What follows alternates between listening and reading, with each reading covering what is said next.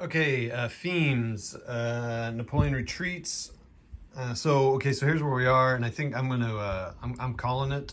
Um, it's a general retreat, or general march order retreat because Napoleon was observed, and I've now put him up. Now I did so. This French 3 p.m. turn was very interesting. So they come up, now I'm just trying to attack. I got to try to take some steps and get across these bridges to try to stop these guys.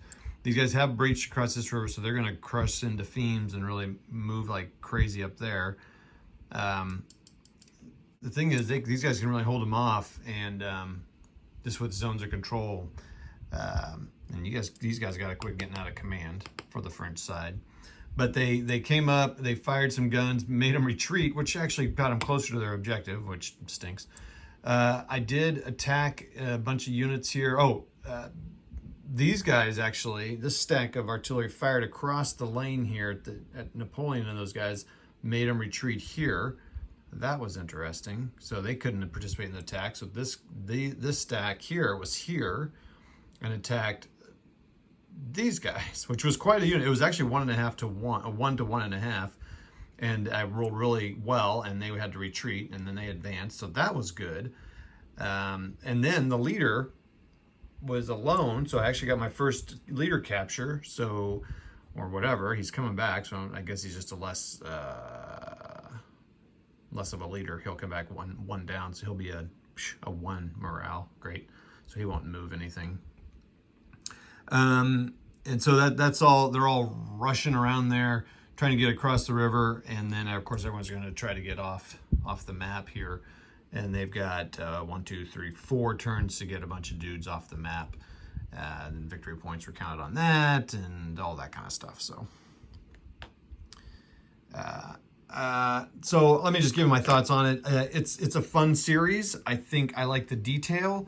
I was looking at other games, kind of similar games. It's kind of hard to find similar like scale, but it's one of the easiest rule sets according to Board Game Geek. Now I know there's some, whatever, but it seems pretty accurate on complexity scale.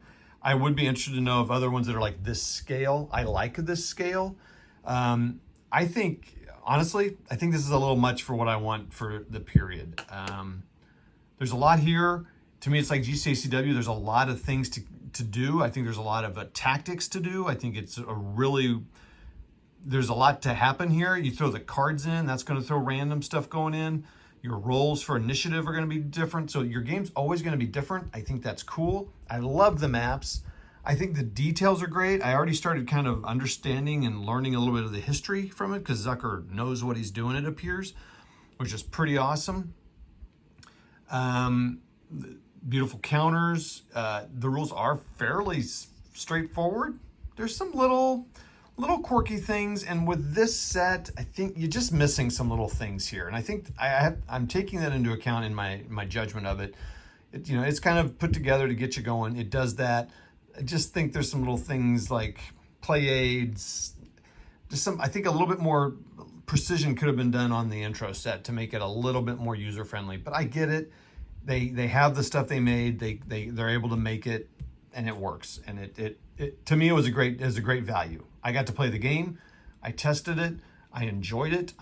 I'll keep this one for a little while anyway. So that's a big deal for me.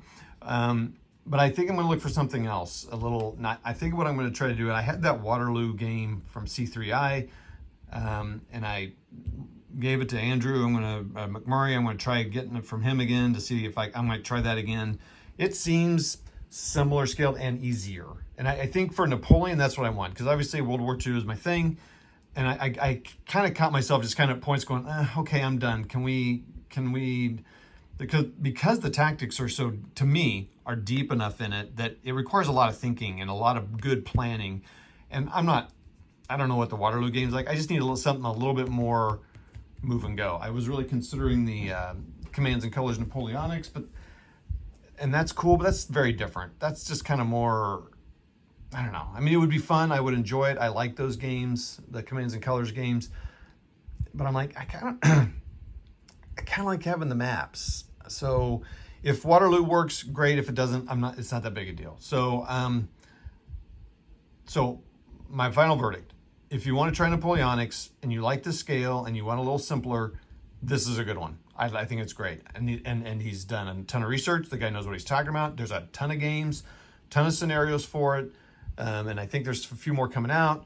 It's all great. So I would jump on it. And they've got them in stock, $20, a little bit more, and all that. So I'll probably be sending I need to find out. I might be sending those cards to Jeff. I don't know. He might have some too. So good deal. Do it. And I'll do something after that Waterloo game, because now I'm ready to try it. When I tried it before, I was like, I don't want to mess with it. Now that I've done this and I have a little bit of, a little bit more understanding, I'm going to give it a shot. That's how games go sometimes for me. All right, that's it. Thanks all for watching this series. I think I'm going to try to talk about another game that I don't know the rules, and it's going to take me forever because I got to get all the rules. Sicily, OCS maybe, or maybe the Victory in the West game that I just got. I just got 3 Victory in the West games. I'm not sure which would be. That's not on my calendar, Victory in the West, but OCS is. So I'm going to probably try the OCS, some of the smaller Sicily scenarios.